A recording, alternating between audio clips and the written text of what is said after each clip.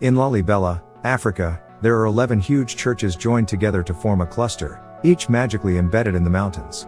The interesting thing is these churches are not built from the ground up, but are dug into the ground, even 40 to 50 meters underground. This mysterious town in Africa, Lalibela, makes us have to believe in the existence of God.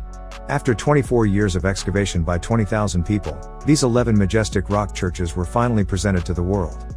Opinions vary as to the origin of these extraordinary religious sites.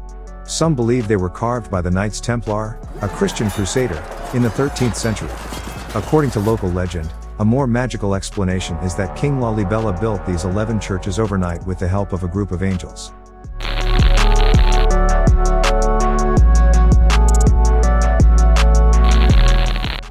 Located 645 kilometers north of Addis Ababa, the capital of Ethiopia, there is a mysterious stone town called Lalibela that has been closed for centuries and is 2,427 meters above sea level.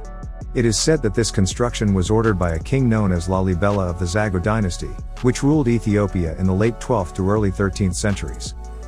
In 1187, Jerusalem, the holy city of the Jews, was captured by the Muslims. Lalibela, a Christian, heard of this and decided to build a second Jerusalem in Roha. Drawing on the memory of a visit to Jerusalem as a young man, Lalibela spent a great deal of time and energy building rock churches, dividing them into two categories, earthly Jerusalem and heavenly Jerusalem, separated by the Jordan River. After the death of King Lalibela, this isolated rural town was not discovered until the 16th century, and became famous for its church carved out of rock. Later called the Lalibela Rock Church, it occupies an important position in the history of rock architecture. UNESCO has found that there are 11 churches in the area, among which rock-hewn churches was also listed as a World Heritage Site in 1978. Locally, it is called the Eighth Wonder of the World, also known as East Africa Jerusalem. This church cluster consists of northern and eastern churches separated by river passages called Jordanos and connected by narrow and deep tunnels. Here we take a look at these mysterious churches. First stop, Bete Medhane Alem, on the far north. The church, carved in tuff, has a dark pink and tan exterior. Its walls, with their Aksumite crosses and keyhole-like windows, look as if they were born in the land or grew out of it. The appearance of the church blends in with the environment without being obtrusive. Bete Medhane Alem is said to be the largest single rock-hewn church in the world, measuring 11.5 meters high and nearly 800 square meters, with an interior supported by 36 columns and an exterior also supported by 36 columns. Unlike other churches around the world, Lalibela's churches all have one thing in common: plain and beautiful primitive wooden doors. In particular, through these wooden doors, the inside of the church is dark, in sharp contrast to the outside. Inside, the sun shines through the tiny windows of the church, which is decorated with light bulbs without any shade, perhaps because of the simple equipment that makes this place so natural. In addition, there is also a culture here. There are always guardians on the side of the road to protect your shoes at any time.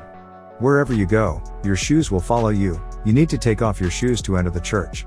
They are dressed in white, as if they were part of the original team here, but they are not. Their exclusive services are waiting to be rewarded. Second stop, Bete Golgotha. Bete Golgotha, the church contains many reliefs of saints and the four evangelists, Matthew, Mark, Luke, and John. You'll also pass the tomb of Adam on the way. According to documents, the tomb of Adam represents a pagan altar. The commonly accepted explanation is that it may have been used as a guide into the complex of the church, because Christ was seen as a new Adam, and Christ's cross was believed to have been placed in front of Adam's tomb, which means that Adam and Christ are basically connected with each other. It was a profound meaning. Third stop, Bete Giorgis. Come to the most famous stop, Bete Giorgis.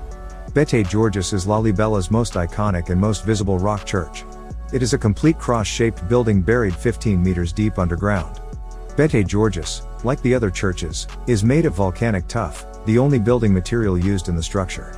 It dates back to the late 12th or early 13th century AD and is believed to have been built during the reign of King Gabriel-rufael Lalibela in the late Zago dynasty. It is the most famous and last built of the 11 churches in the Lalibela area, and has been called the Eighth Wonder of the World. At that time, King Lalibela of Ethiopia tried to create a Jerusalem belonging to East Africa, and organized the church landscape and religious places with this concept. Fourth stop, Bete Gabriel-rufael.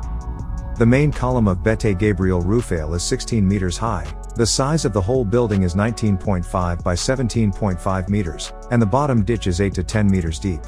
It is said to be a church, but the entrance is like a cave entrance, and the design is like a fortress. Inside, there are 2 spaces that serve as a chapel for Raphael and Gabriel. 5th stop, Bete Amanuel. Bete Amanuel is the only freestanding church in the southeast of Lalibela, and it is also the second cathedral in Lalibela. It is 18.5 meters long and 12.5 meters wide. Like other churches, it was excavated from the ground and located at the base of 29 meters long and 11 meters deep. In addition to the unique shape of the building, each floor is elaborately carved and has different styles of windows, such as Aksumite crosses and keyhole patterns. Its walls are said to be riddled with bullet holes from civil and regional wars in the late 20th century. Last stop, Bete Abba Libanos.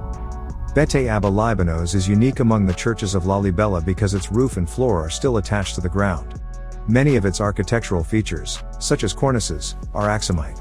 Plus, even though it looks big from the outside, the inside is actually small. The carving on the top corner of the column represents the eye of an angel. It is said to have been built in one night by Meskel Kebra, Lalibela's wife, with the help of angels. These are the main churches in Lalibela. The archaeological excavation work in Lalibela is not over yet, and perhaps more miracles will be revealed to the world in the future. If you like this kind of theme, please don't forget to leave a message or follow us.